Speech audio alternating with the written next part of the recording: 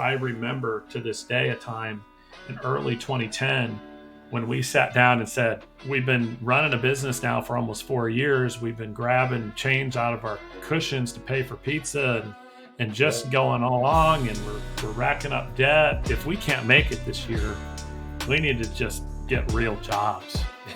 And that was the first year we ever made some serious money. Your sales software shouldn't be a bummer, and when you step inside your CRM, you should actually feel equipped to do your best work. It's kind of like being in the pilot seat by having all the easy-to-use controls. Well, that's what HubSpot's doing with the new Sales Hub. It's all designed to have you win quarter over quarter, year over year, all the way from the intuitive prospecting workspace using AI-powered tools. The point is to reduce your workflow, all the work on managing leads, the follow-ups, basically making closing deals a no big deal at all. So this is how you can wrangle your day-to-day tasks using a seamless platform that basically navigates all the contacts, calls, analytics, all in one spot. ChatSpot is also the AI-powered tool that helps you personalize a lot of things in your CRM. Basically like little assistants working for you. You just got to prompt it, and basically it pulls up a contact, sums up different sales, or researches your competitors. It helps you automate a lot of things during the sales pipeline so your team or yourself can take your time back.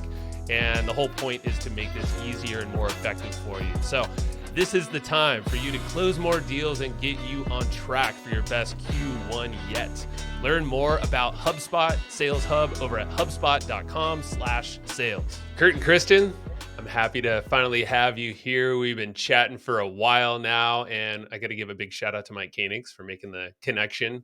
It was Yay, Kurt, Mike. I found you and came across San Diego at a mastermind, and we hit it off immediately. I know it feels like years ago, but just a couple of months, I think. What we've ended up doing, I mean, we've been chatting a lot about what you've done in the political space, you and Kristen with Prosper Group, and it's been pretty epic. And I love, so I don't know exactly how to start this off, other than saying that you guys are veterans in the space of helping people get elected, primarily on the Republican side. And what, you got a president, 14 governors, 15 senators, 88 members of Congress elected. I don't know if any of these numbers are outdated, or if, I mean, go ahead. I validated it's actually a little more than 100 members of Congress now, but who's counting?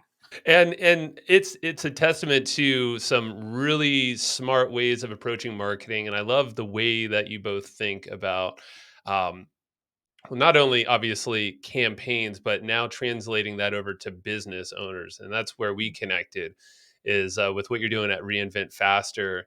And, Mike Koenigs, a lot of people here know of Mike. He's been on the podcast. So, the guy's just brilliant at kind of putting pieces together. And it's been really cool to see how now you're translating what you've done in the political space and bring that to business owners. Well, it's taken on a life of its own a little bit, which is an exciting ride. But it really started with us wanting to, or having this realization that we could help traditional businesses with their marketing, with all of these things we've learned from politics. Kurt jokes that we just had this assumption that it was more sophisticated than what we do, and so surely we wouldn't have anything to offer. And then we started having conversations with people, because we've been doing this for 17 years and we've never had anything to offer. If you weren't running for office or involved in some kind of advocacy effort, you just weren't a potential customer. And as we talked with people and their frustrations with their marketing partners or their vendors, we just realized that, there's so much we can bring to people because of our obsession with metrics and all of these things. So really what Reinvent Faster is our new effort to take what we have learned doing all this work in politics, marketing, and helping people get elected, to helping your business get elected, right? And helping you grow and expand and add more value. And it's taking all those lessons. We've built our own framework that we can try to educate business owners on what to do. And it's just taking all of these lessons that we've learned and trying to help you apply it to your business. That's what's so fascinating, and why, I really would love to understand how your mindset works when it comes to a campaign, working with a politician or an elected, maybe soon to be elected official, working with you all. but how that also translates to business owners, because it's this interesting kind of startup mentality. It seems like you have this very finite window of time. You have resources, the messaging, what you mentioned, data and analytics. So you're heavy on that. If you're running for office, you might start a year, sometimes as little as 6 months ahead of election day, and have to build an entire organization in a short period of time. And some of these candidates go from literally nothing. It's them and their spouse saying, let's do this, all the way to a team of 100 people and spend $50 million in the course of a year and a half or 2 years. And that's a massive undertaking. And many of them start from no real awareness. There's no known brand for that individual out in the market. Yeah. And it creates an environment where we've learned how to compress what maybe a business would do over the course of 8 to 10 years into 8 to 10 months. And eliminate all the malarkey, eliminate all the stuff that the little dog trails that you go off on when you have unlimited time and unlimited ability to be happy being fourth or fifth in the industry. But a politician needs to be number one. There is no number two. There's no value in being second place. It's you win or lose. You've got a defined election day. There's a tremendous amount of urgency. So you end up pushing away all the nonsense. Now, there are candidates who lose too. They get engaged in a lot of nonsense. But the winning candidates learn how to get past all that stuff and stay laser focused on what really matters. And you make a really good point on all of that, because you have this perspective, and I want to go back in time. I mean, we've talked about the successes of what you've done and what's been over 15 years or more, I believe, right? 17 years in business, but over 25 years really in the industry. Right, exactly. So I want to get the story briefly on how each of you got into this industry, and I know you have some fun stories there as well. But also, just to highlight the fact of what you just said there, Kurt, is you have this such finite window of time where it's like you look at yourself like a business owner. You might look at the finite time as like your bank account or whatever investments you have to start a business up from scratch. Or scale it. But yeah, it's very easy to get distracted when you don't have these blinders or this constraint. And then also, you make a good point. You have to be number one to win. I mean, there is no second place. Like that's Right. first loser, right? So yeah, exactly. It doesn't get you anything. no, yeah. So it's all or nothing. And the fact that you had this perspective and you've been doing it for this long and with the success track record, take me back now to the days of like what got you into here. And then I always love to highlight the struggles. Like I think we could all relate to the failures and the things along the ways, because all of us few try to of be a little those bit too too. perfect. Yeah, I think you'll find that most political operatives have the same story. For me, though, maybe I started a little more nerdy than others. I was that kid who brought the briefcase to high school All right. and listened to the news and talked. I didn't know him then. Thank God. Yeah, exactly. And talked current events with the social studies teacher. Okay. Yeah. And just started volunteering for small political campaigns, people running for things like county commissioner and city council, and really loved it. And grasped the excitement of the movement in the kind of political scene and all the crazy controversy that goes on. And this person's doing this and this person's doing that. And I just ate it up and loved it. And it just takes a hold of you like a drug. And almost everyone we talk to in the industry experiences the same thing. It's like a high that you get on to work in this space, and then you can't imagine doing anything else, which is probably why it's taken us 25 years to entertain the idea of doing anything else. And sense. So I just started volunteering and did that in high school, did it again in college, and I organized a college Republican club at my university, which we didn't have at the time, and that's how I met this lovely lady. Right. So she may claim that she was cooler than I was, but she was the one who showed up at a college Republican club meeting. So, There's evidence I was cooler. We don't have to argue that. That's We can flash not a images on the debate. screen later or whatever. No, I'm just kidding.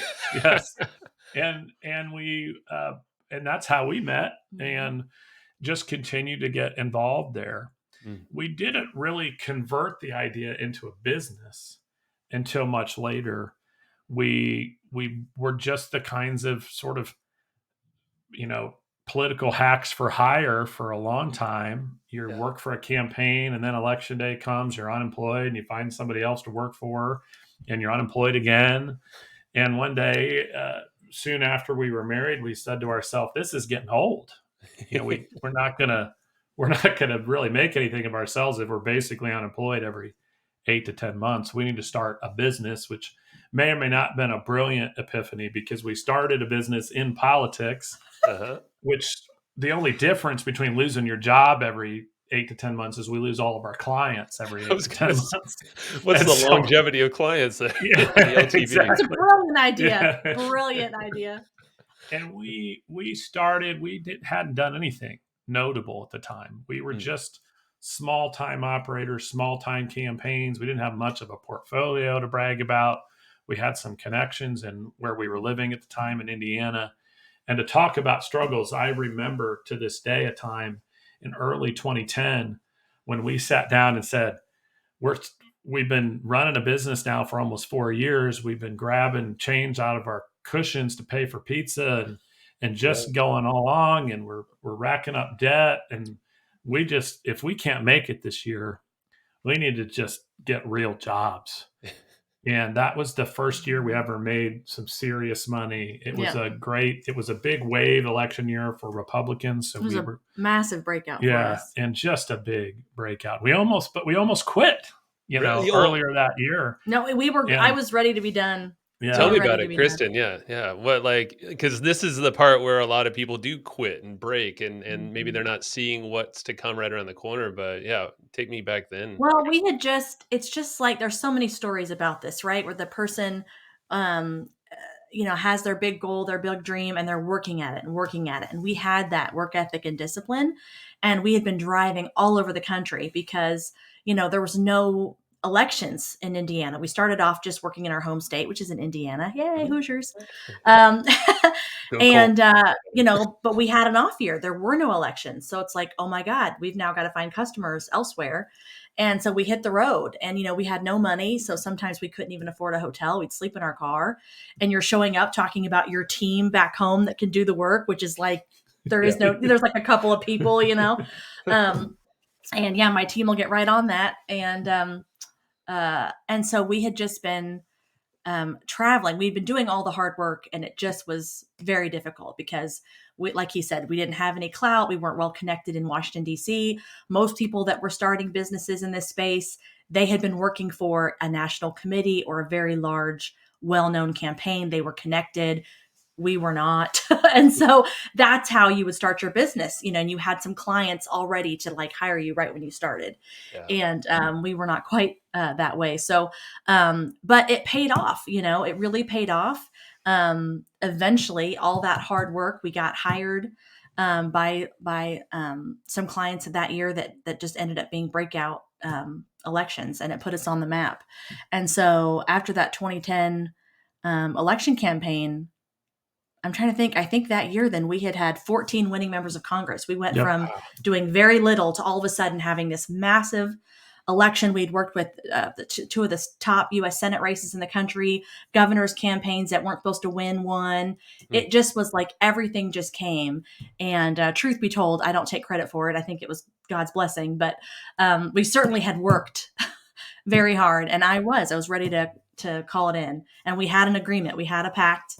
This is the last year we're going to try. And if we can't make it work, we're done. And it was incredible. So it's just a lesson that we've been there. I know what that feels like. I know when you're crying in the car, or having those plagues of self-doubt and just feeling like you're spinning your wheels. If you just go a little bit more, a little bit further than you think you can go, you'll get there. And that's incredible. Yeah. And thanks for sharing that. And what was the I guess the point you said the election year, what, 2010, right? So was there something that triggered things to just start clicking? I know you said there was a lot of Republican candidates that were getting a lot of traction, so I'm sure that helped. That's market conditions, I guess, right? Kurt can pontificate better, but I like to emphasize this point. But it was all the underdogs that won. It was a big insurgent year within the Republican Party, Uh-huh. and so the fact that we weren't well connected meant we got all the underdog Okay. clients, Yes. and then we just rode. There was a big wave. That's why I said it wasn't all us, you know. Sure. Yeah, that's all right. But I can let you expand on that further. In business and life, it's often the metaphor of the rocket ship that takes more fuel to just get the first little bit off the ground than it takes to get to the other end of space is true. We had spent so much time building relationships all over the country. Those car rides that in and of themselves often felt like a waste. I still remember driving to Oklahoma once from Indiana, which is a 14-hour drive Hmm. for what was one major meeting. And on the way there, I stopped to meet with one other gentleman. I got to the meeting I really wanted to have, the gentleman who we thought could be a good business partner for us and bring us a lot of opportunity. And I told him about my previous meeting. It was a guy I didn't like, and he kicked me out of the office. I drove all the way back, Oh man. 14 hours. Jeez. And those meetings, and you Brutal. think, why are we doing this? But it was the cumulative effort of all of those meetings, and the fact that the investment made meant that we made some connections that ultimately led to the campaigns that changed our business. It was helping win a U.S. Senate race in Massachusetts, which was again one of those random things where we found a state senator who wanted to run for U.S. Senate in Massachusetts as a Republican, which was a laughable thing to even say out loud. Hmm. And then he won in January 2010, and Wow. we ended up working on several big races like that were the efforts of those meetings, and probably also in part because we were forced to get out of our comfort zone. We weren't Yes. just sticking around in our backyard. Right. We were forced to drive to Massachusetts, Virginia, New Jersey, Oklahoma, California. And these are trips we wouldn't have taken Mhm. had we felt like there was opportunity in our backyard. So it was probably a blessing Yeah. that in 2009, Indiana had no candidates on the ballot. If we were going to survive, we were going to have to find races. And then it was the little connections. We ended up getting a meeting with the Republican running for governor of Virginia because a gentleman in his home state went to our alma mater, Hmm. and he happened to be on the Republican state committee. I forgot And about the that. governor needed the future governor, he was the attorney general at the time. He needed his support for something he wanted. So There we you were go. able to get a meeting as a favor to this guy who was part of our alma mater. And that meeting led to another big client. And that guy won his race for governor, Bob McDonnell in Virginia. And that engagement with Bob McDonnell led to a positive recommendation to Governor Chris Christie in New Jersey, which led to a small engagement with Chris Christie in New Jersey. So by the time we rolled into 2010, we had worked for the three biggest Republican victories in 2009, That makes sense. The and year that that we were going opened to the give door. up, by the Wow. And way. so Yeah. Yeah. we hadn't quite got there, but those three wins in '09 that weren't giant, and in early 2010 led to what ended up being a banner year for us. And so that I think is is where I would keep my mind if you're a business owner who's in your fourth year and still taking sales meetings, thinking, I don't know about this. There's you may just be on that 100th meeting that gets the job done. Yeah. And I know there's so many stories like that and we hear it all the time, but it's like it's true. And we are way more connected than we think we are. Even if you feel like you have no connections, like you just stated you did, and you literally Yeah, hit the road and all over the place. I mean, I can't believe you drove out to California even and all. I mean, that's far. it's good relationship time too, by the way. You're I forced was to mention I talk was to gonna each mention other. that. Well, good we, and we bad, I discovered guess we liked sometimes, right? Hampton Inns. Those were the best. They were reliable, affordable. They had free breakfast. That's where you stay. That's it. In case you need a tip, anybody. That's a good Yes. tip. This is incredible, and I want to translate this over to so business owners. What gives you the spark to now take this package of knowledge, which I would love for you to maybe use some of these elections that you've helped win. Mhm. Maybe that president one, if it's relevant. That's interesting.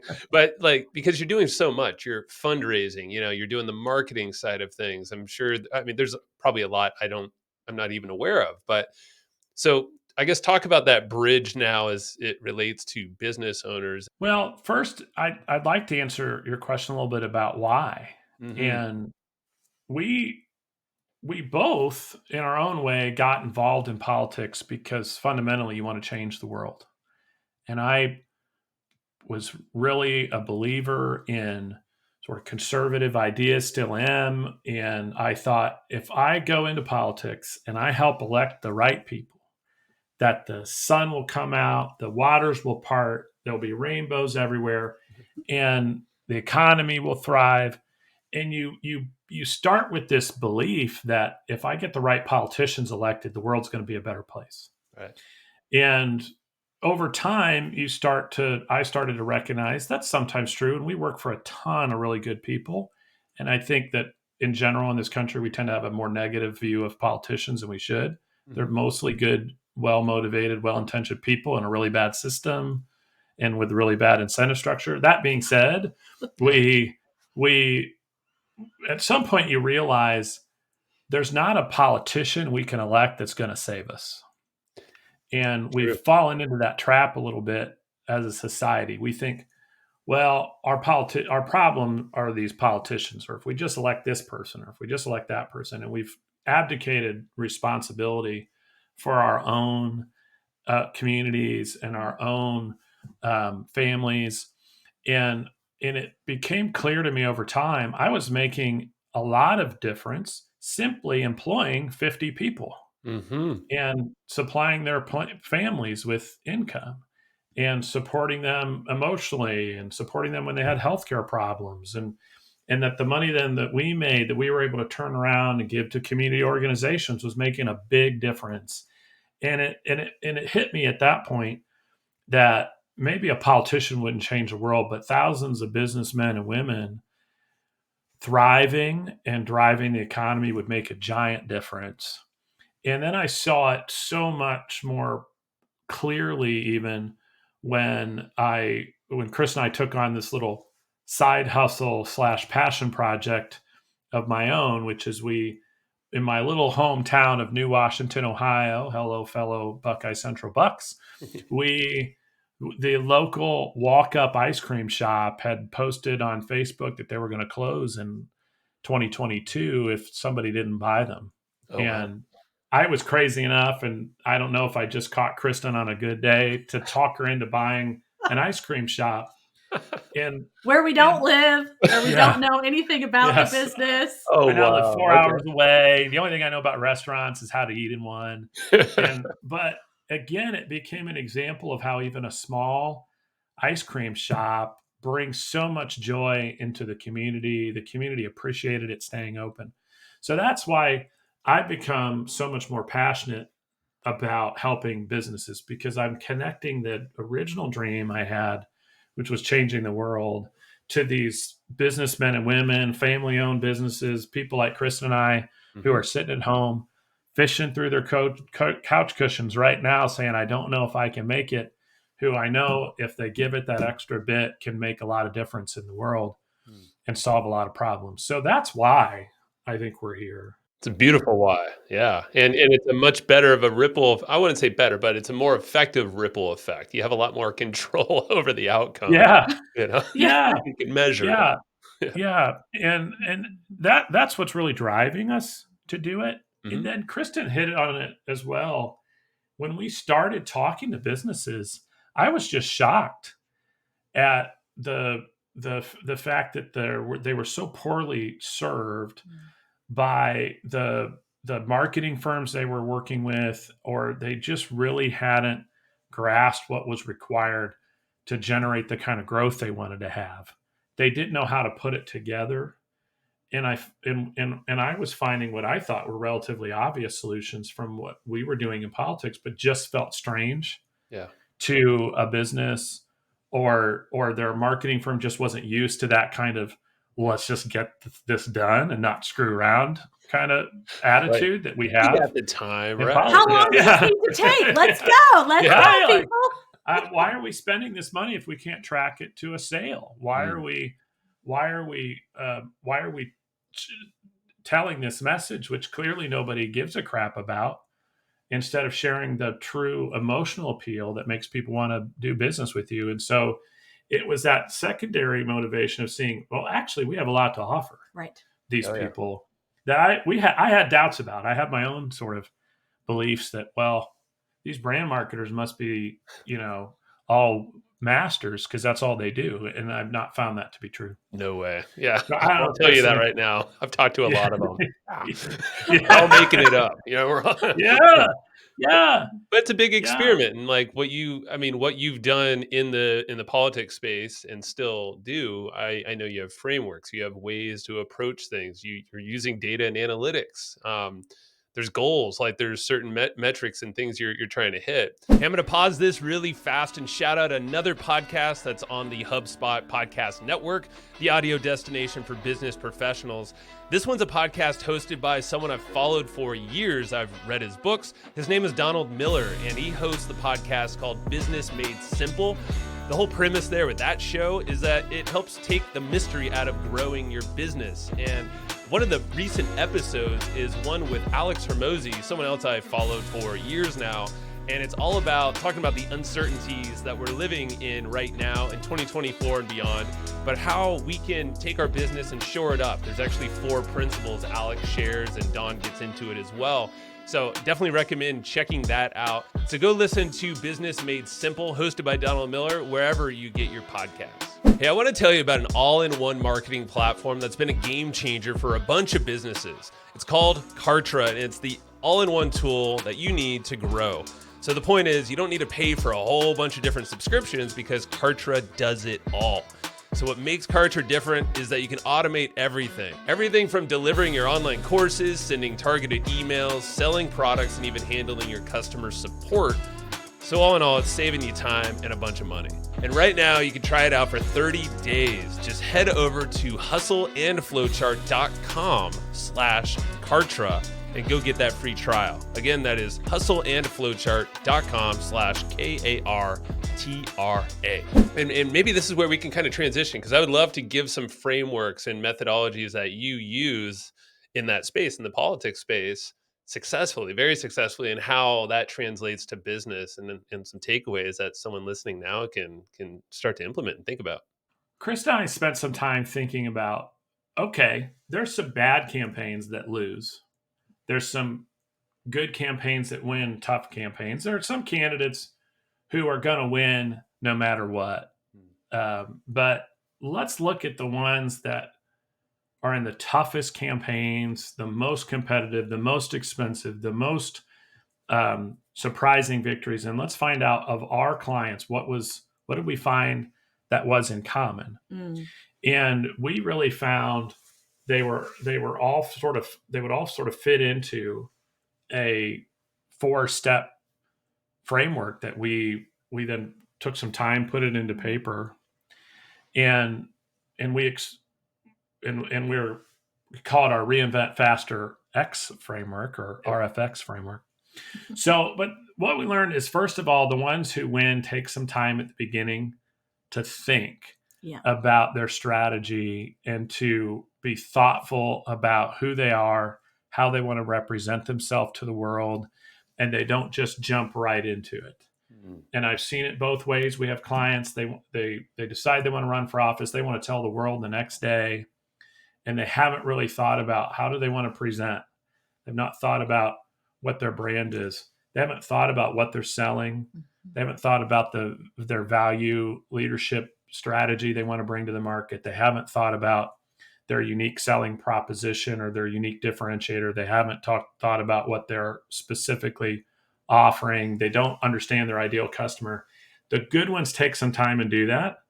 And the campaigns that I think that we worked on that worked the most were the folks who often would take a couple of days and get together and have some really tough conversations, which, by the way, is really tough for a candidate to have because the product is you.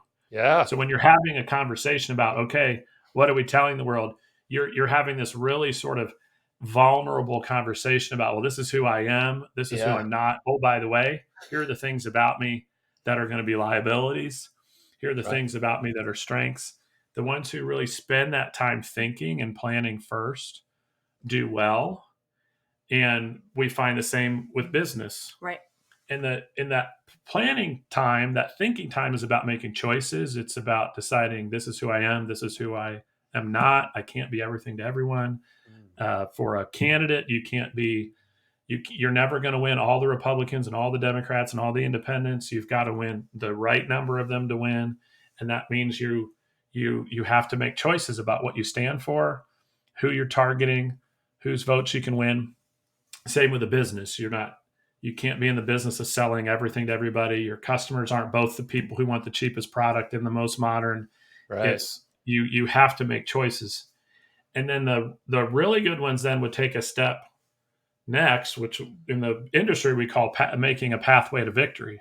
And this is where they're often bringing in data, but it's like a validation step. You're saying, okay, I've decided for example, I've decided as a Democrat, I want to run for governor of Indiana. Well, you start 15 points down as a Democrat running for governor of Indiana.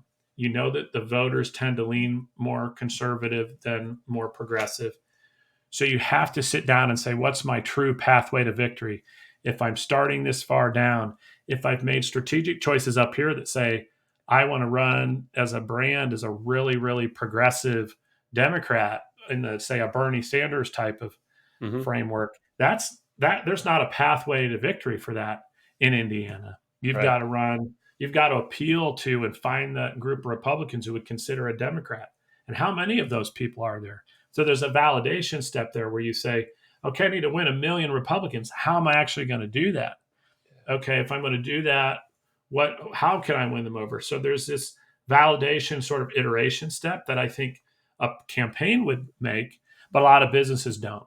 Businesses will sit through, they'll think, they make a bunch of assumptions, they never validate those assumptions. We have a business we're working with or hope to be working with shortly, and this is a perfect example of a business where when we looked into it and we did this validation step internally, we discovered there's only about 75,000 total people in the entire United States of America who might even consider this business's service. And then they're on the high end of the cost framework. So then you got to cut out half of those people. So maybe we're talking about 32,000 targeted customers. And that's okay because it's a high ticket offer they're selling. But by the way, their previous marketing firm was running television advertisements and totally not targeted, probably. It made no sense. When there's only 32,000 people. But that's a good time to say, if there's only 32,000 and I can't possibly conceivably get every possible client, do I still meet my revenue goals? It's the same kind of question that a business needs to ask that a candidate would ask. During that planning, like, is it typically a financial goal like that? Obviously business need revenue, but like, on the politics side, it's the election, it's winning the seat. Yeah, on politics, it's very simple. If you look back at a previous election, so the Indiana governor's race in 2024 is next year. So you take a look and you say, okay, 4.2 million people voted in the last governor's election. Voting has been trending up or trending down. So we're going to estimate 4.5 million people voted. If we're mano and mano here, that means I need 2.25 million plus one to win this race. And so who are those 2.25 million plus one going to be? If you're a Republican, you might start with 1.5 million. Got it. That are there. So it's that math equation, but there's also a budgetary. So then you say to yourself, okay, I've got to get known by 2.5 million. How much does that cost? And do I have the financial resource? Because can I either write a check or do I have some friends and family? And so there's a number of things that kind of go into that validation portion of it. And then you iterate. You say, you know what, we may need to change our strategy a little bit based on that data. I was just answering, I think, what you were trying to ask, Joe, which is yes, for businesses, it'd be revenue targets, right? How many items you need to sell, going back to your offer. Um, and as Kurt said, you go through these questions and it's kind of difficult, I think, when you're a small business. He talked about candidates being vulnerable about figuring out where their liabilities are. And I don't know about you, but like my business is me. I feel like it's an extension of me. And Of it's course. just that like Yeah. personal. What am I good at? Who am I really? Right? How can I serve my customers the best? Or what can my product bring? And you just have to be really honest about that. And I think, to his point, marketing firms, they're just thinking about the tactics first because that's just where we naturally go to, and if you have a specialty like, hey, I'm really good at Google ads, then, as we like to say, if you're a hammer, everything's a nail. Mhm. So that's the solution for everything. And if you can take a step back and try to think about the whole picture, you can be effective. You can really know that what you're doing is serving a purpose, and you know why you're choosing that strategy. Why is that the message? Why is that the medium that we're choosing to go through, right? Why are we doing, if we're going to do TikTok ads, why? What's the purpose of that? What does that get us? Yeah. And so answering those questions, yes, it helps you get to your goal of what can I charge? How many? What's my revenue goal? And then you break that down, right? And in politics, what he's trying to demonstrate is that it's math, right? You figure out the math. Yep. And I think that's harder for a lot of people in business because you just feel like your audience, so many people we talk to a lot, my audience can be anyone. And it's how do you do that research to figure out that that's not really true, or what's your slice or what's your approach going to be, Mhm. and you have to make those decisions, right? It's based on what advertising budget will you have, and all of those things they help you make choices that narrow down what you're going to do.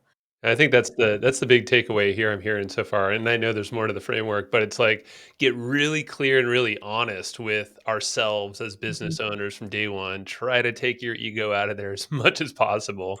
I know it's tough because you're right. Business is an extension of us because it starts with us with a harebrained idea, some weird creation, and we're gonna hawk it to the world somehow, and we're trying to find the people that connect with us for whatever reason. And but at the same time, the harsh reality of life is that there's bills to pay. There's people to have on the team to help bring that out to fruition. So what are the metrics? And yeah, really honing in on the target market and also what the available market is, right? And the time frame and all. Absolutely. You're nailing it completely. We we got to take that time to make those decisions, and we got to validate those decisions make sense and find and use. And I that's why Kristen said math is 100% right. I another conversation today with a customer, and one of the math equations in this validation step we were going through is how much money do you make on a customer? What are you charging them? How much money do you make? And then what opportunities come from that because of your margins on your customer. So in this case, you've got a $6,000 a year customer with because it's mostly consulting, it's 100% gross profit. So, and his retention rates are almost 100%. Mm, So your math equation might be as simple as I'm willing to spend $2,500 to acquire a new customer without shaking a stick right. because I'm going to make $3,500 in year one, and I'm going to retain them at $6,000 for the next 5 years. So that math equation I think is essential, and it's a step that a candidate would make, and it's one that we often don't work with a candidate unless they've made that validation step. Because for us as a company working on behalf of a candidate, if their campaign flames out, we're done, Yeah. right? We don't have a client anymore. So if you've not taken the time to take a serious look at, I'm going to build this tower, what are the costs here?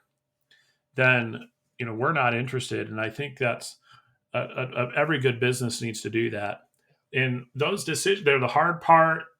It can be kind of fun, I think, to go through the exercise. But once you're there, then you get to do the fun stuff, in my opinion. Because the third thing we encourage everyone to do then, and we've seen every good political candidate do, is establish that grand narrative that's inspirational, tell your story, tell your why.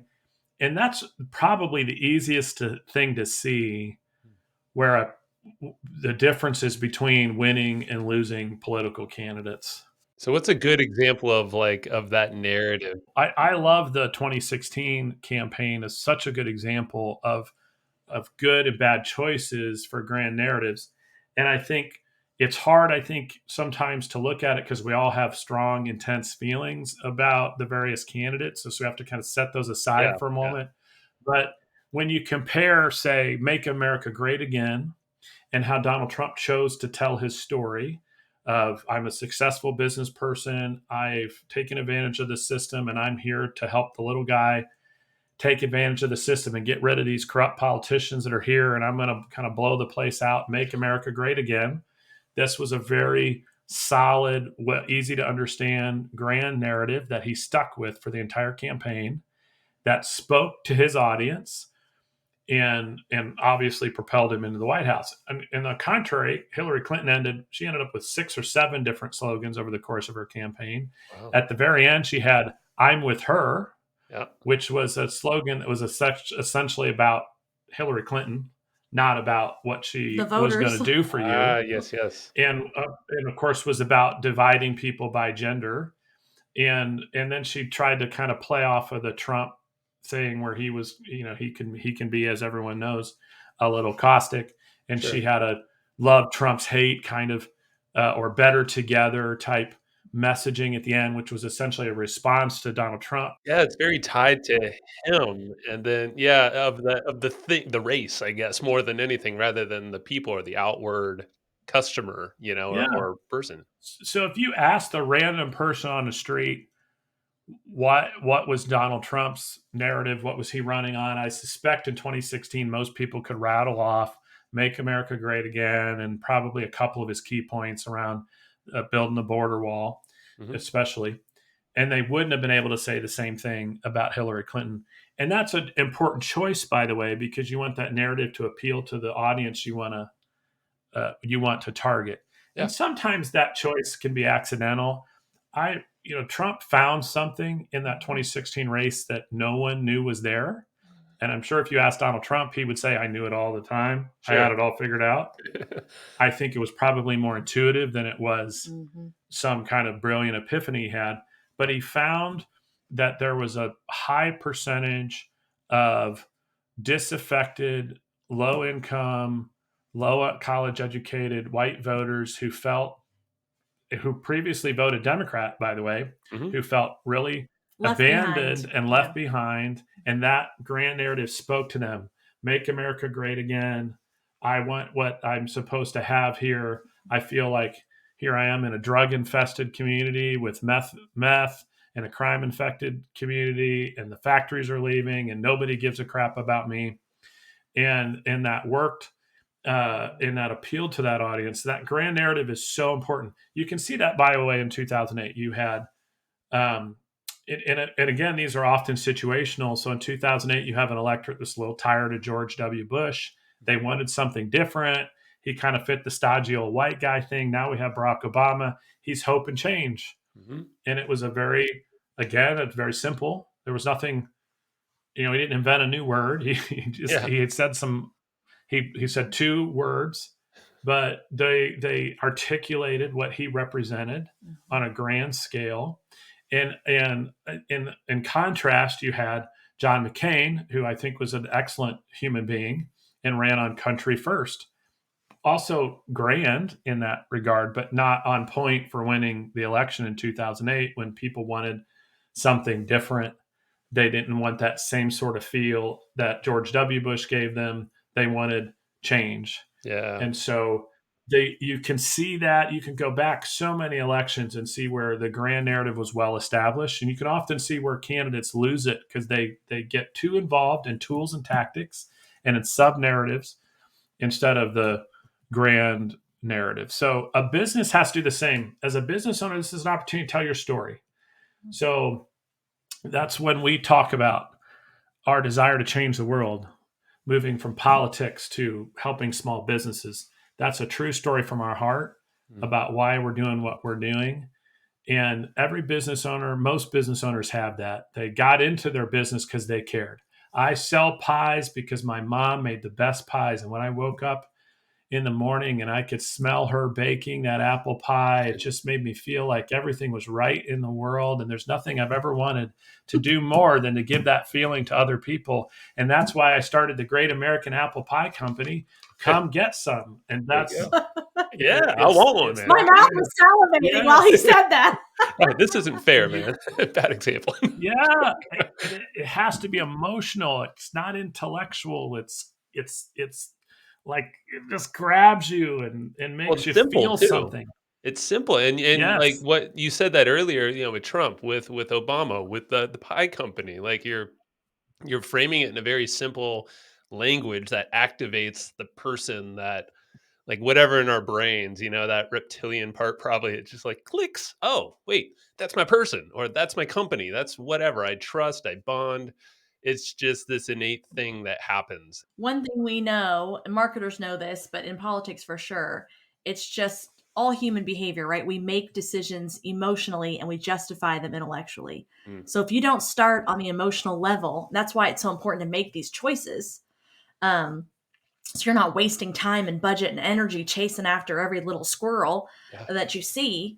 But that's how we respond. That's how we make our buying decisions, so many things. And so that grand narrative is important. And a lot of businesses just miss that, right? They're just going for what they think is the lowest thing they can do that's appealing. Well, I'm going to run some search ads. Of course that makes sense. We're not against that. It's just, or you're doing Facebook posts because you think you're supposed to and everyone else does, but there's just no rhyme or reason, or no, again, overarching message that you're trying to tell people about why you're here.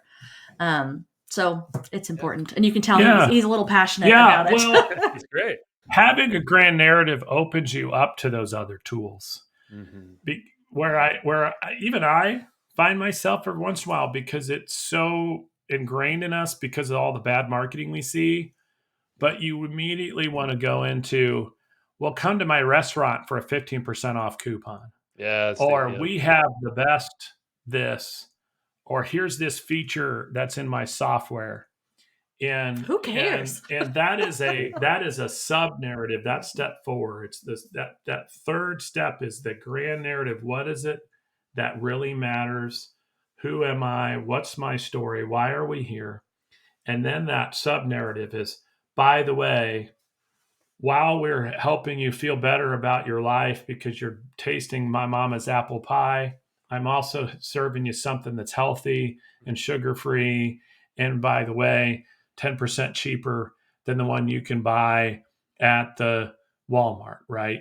And that those become sub-narratives that you can imbue into the system as part of step 4. And you can talk then about tools. Is it really the best place to sell apple pies? Here, there, the other place? And we've got a slew.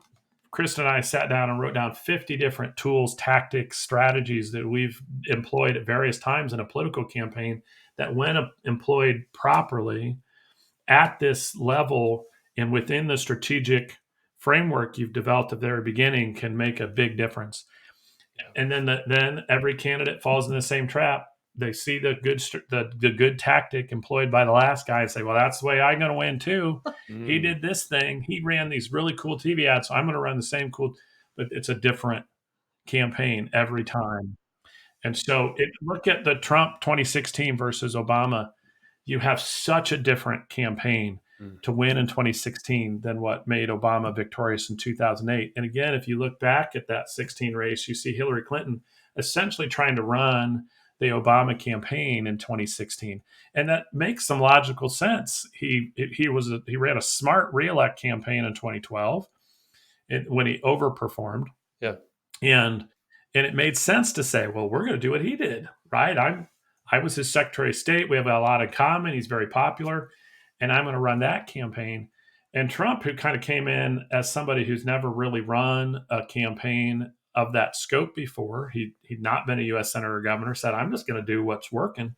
So as we were helping out on that race, we're seeing all sorts of things that there was freedom to do that no other candidate would have ever let anybody do, because Trump was so serious about the data and the metrics.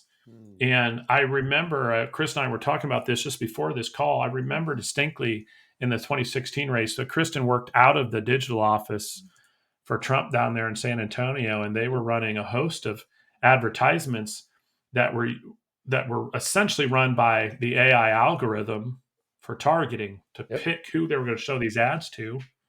And the AI kept driving the targets based on the feedback it was getting towards Democrats.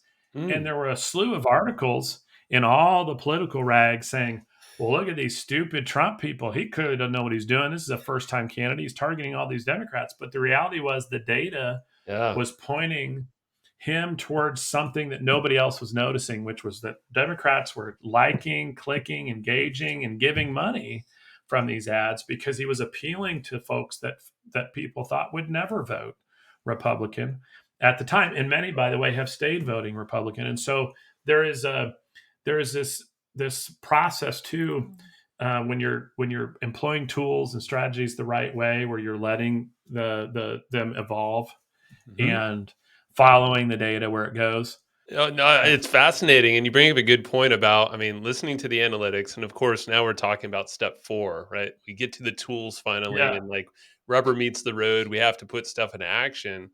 And at the same time, there's so much data that can help drive future decisions. And because, as you talked about in the RFX framework, is Yeah. essentially you're starting with the who, like the who and the why. It's like, who the heck are you and why am I here to serve whoever it is I'm trying to serve? And you're walking down into, you're validating, step by step, and then grand narrative, and then essentially down into the tools, tactics, and then I'm sure it's this loop of reinvention. And correct me if I'm wrong a little bit. And I do want to point people to a tool that you guys have developed that I think would help people get through or like start seeing some of these questions. If you go to reinventfaster.com, there is an AI bot we've built, and it actually starts with some of our tools and tactics because we wanted to help people understand. We're from politics. How can you help me? Right? Okay, this is how this can relate to business. So just for some ideas. So it'll ask you some questions, the bot, if you want to. It's free. You can go in there and play around with it. It'll ask you questions about your business, and it'll spit you out a custom report. It'll send you right there. You can download it as a PDF and just see if it appeals to you. And it'll give you some ideas based on some of our own strategies, how that could help you in your business. So yes, it's there for you. Take it for a spin and give us, we'd love to get feedback on how it's working for you. Yeah, it's a really fascinating tool, and it produces some really interesting suggestions as we've played with it. And like Kristen said, we're always trying to make some improvements. But I'd love for you to test it out. There's also a way to just hit the contact us button because we'd love to chat with you. And yes, it's a constant iteration. It's why we've called this Reinvent Faster, because one thing we learned in politics when we talked about every campaign's a startup, we start over every couple of years. The electorate's different, the mood's different, the technology's different. And so we bring that to business, and it helps keep us agile and always on top of what's working. Yeah, and I'm assuming going through this process, the X Factor process, the RFX process is like it gets the ball moving at that reinvention phase, right? At that point, whatever it is, if it's starting from scratch, or maybe it's like, hey, stuff's not working anymore, markets have changed, my business has changed, offers, products, whatever it is. I would imagine that's a time it's like, all right, run through the RFX, and see where you go. The era of sort of developing a business plan and 5 years later working on it without much adjusting is just long over. Oh yeah. And if there's one thing we haven't really talked about, but is so important, and Kristen alluded to it with campaigns, they are new every time. And if you're a member of Congress, you get reelected every 2 years, and every 2 years it starts to feel different. Yeah. Because the first 2 years you run, you're a challenger candidate, so you're fresh and new, and you're the new person on the block. The next time, you're no longer the new person on the block. You're the incumbent. You're part of the machine. You're part of the problem. And they're very different campaigns.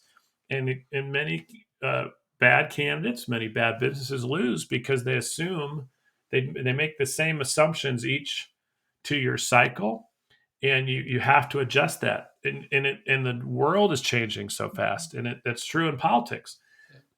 6 months ago, no one was talking about what Joe Biden might do in an Israeli Hamas conflict. And Sure. now that is a top issue, and that's driving the conversation. And so you might have had a race that was solely about the US economy, and now all of a sudden it's about foreign policy, and it's about foreign wars, and it's about supplying weapons to different countries. And that's the kind of dynamic you get in politics that's more and more true of business today. Yes. Because one day you can be cruising along, running your sit down restaurant, killing it. The next day they could be banning you from having customers in there. Totally. And if Yeah. you're not thinking about how you can reinvent, and you're not willing to be nimble, you just don't exist anymore. So that sort of RFX process, the framework, it's a constant. To your Yeah. point, it's not something you do, particularly the 5 big strategic questions. It's not something you do every month, but certainly something you need to revisit once a year, and really seriously revisit at least a couple of years, I think, Yeah. to see where you're making those subtle changes and keeping ahead of your competition. No kidding, man. Yeah, and like you said, the world's moving faster. You have technology never slows down, so it's like, well, we got to keep up with that. So how can you predict what's going to happen? You know, as an online business for one, but brick and mortar, yeah, who knows what powers that Yeah. be will change the game for you too. And it's an exciting time, right? For a lot of small business owners, they're scared, Yep. right? It's like, oh my God, the AI is coming for us, and how are we going to do this? And it can be scary, but it can be exhilarating. It can be exciting if you are intentional, Mm. and that's what we're so excited to share with people. That's what we really want to help business owners do: is take this mindset that we have and help it to better their business, support their families, their employees, right, and their communities. I love it. It's a perfect mission, and you are the perfect pair to, take what you've done so successfully in politics, because that's such a unique perspective that I don't know anyone else that that has the kind of optics that you've had in the experience, but now with that drive to bring it over to business, it just makes a lot of sense. Well, we hope so. We're excited to do it. Yeah, we are. It's been a wild and fun ride, both in politics and now in helping transform businesses' growth and their marketing strategy. So we've been loving it. Right on.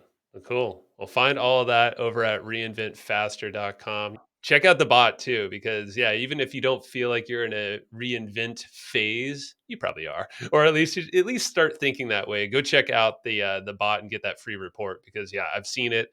It's so detailed. It's custom to exactly you and the answers that you give that bot. It's literally a strategy guide given to you for free based off of what we just talked about here and more. So appreciate you putting that out there for free to everyone, because it's needed. So, Kurt and Kristen, any final words before we wrap it here? As a husband and wife business owners, it's interesting being in business meetings with us because you never know quite what you're going to get. But no, it's just a thrill to be chatting with you, and we're learning a lot from you and what you do in your podcast, by the way, Joe. So we're like ripping off a lot of things that you do. As you So should. keep doing awesome stuff, and yeah, thanks for having us. We're really grateful and honored to be chatting with you. Same. I appreciate you both very much, and can't wait to see what's coming soon. So, thank you everybody listening. Go check out reinventfaster.com. Until next time, have a good one.